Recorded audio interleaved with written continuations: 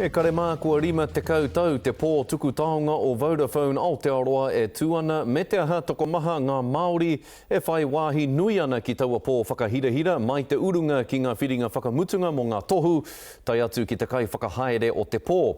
Me ti patapata atu tātou ki te whare tapere Vector Arena o tira ki te pō o te whare tapere o te karere kia Pere Wihongi. Pere e aha na te aha ki ko i a koe nā i tēnei wā e hoa?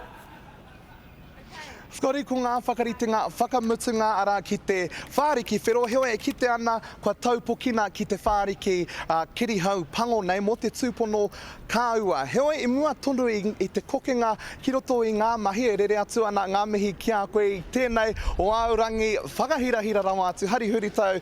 Skori rima te kau ne? Ai. Nā, kao, toru te kau. Hari huri tau kia koe ho. Hari huri tau kia koe e hoa. E te iwi kia tahuria ki tātou ki te wāhanga kōpai Māori o te tau. Nā, i runga anō i te mea ko te rā pare, kia pare whakamua ngā whakaro ara ki ngā tau waru te kau.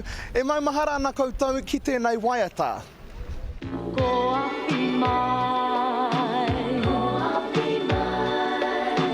kua makona,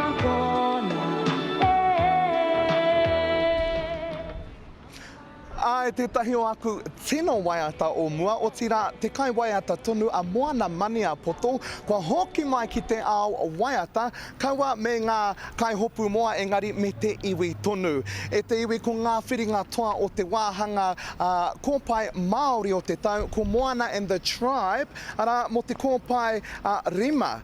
Ko rānea te puoro e pāoro nei e, ko rānea me tana kōpai Tihei Māori ora, mutu ana me Fire and the Mahitian, ko te kōpai a Whaia.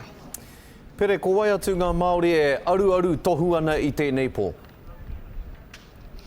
Skone e kore e urukatia ngā ingoa Māori i kona. Ka haere tonu timata ana ma Anika Moa, kua kuhu atu ki te wāhanga kai waiata wahine takitahi o te tau. Me tana kōpai a Queen at the Table. Ara, ko Bini Tipene anō kai te wāhanga kōpai hira o te tau, ko Trinity Roots ki te wāhanga kōpai kai Pakiaka, ara me Stan Walker e taki hīkoe ana ki ngā wāhanga e rua. Ara, ko te kai waiata tāne takitahi me te tīpakunga a te iwi. Heoi, ko te tino o te pō e kaha kite ana ki ngā wāhanga maharawa atu, ko wai atu, ko ngā kai waiata o tēnei o ngā waiata o te tau. 'Cause now I see the white lines in the skies for the soldiers that we can fly.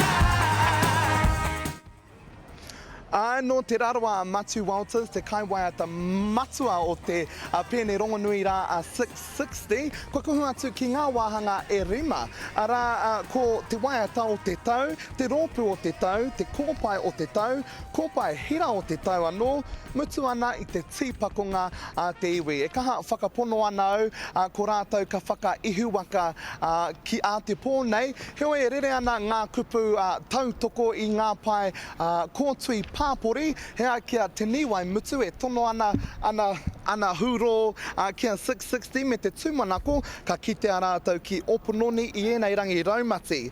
Stan Walker te tīpakunga a te iwi, hea kia Monique te moana, kei a 660 te pēne o te tau, me ngā mihi waimarie kia Moana and the Tribe nā Venice McIntyre, he rawe hoki te kite i ngā kanohi Māori kei ngā whiringa toa. Nō reire, Pere, hea ha te mahi, nei, tai atu ki te pō. Skone ka tae mai te hunga aru i te pō nei, hei te hauwha mai te ono takahi i te whānaki whero nei, heoi hei te haurua mai te waru rāno timata ai ngā mahi nui a te pō tuku taonga rima te kau a Vodafone a Aotearoa. Hoki atu ana ki a koe. Ko ia kai a koe, Pere, ka rawe ngā whakamārama.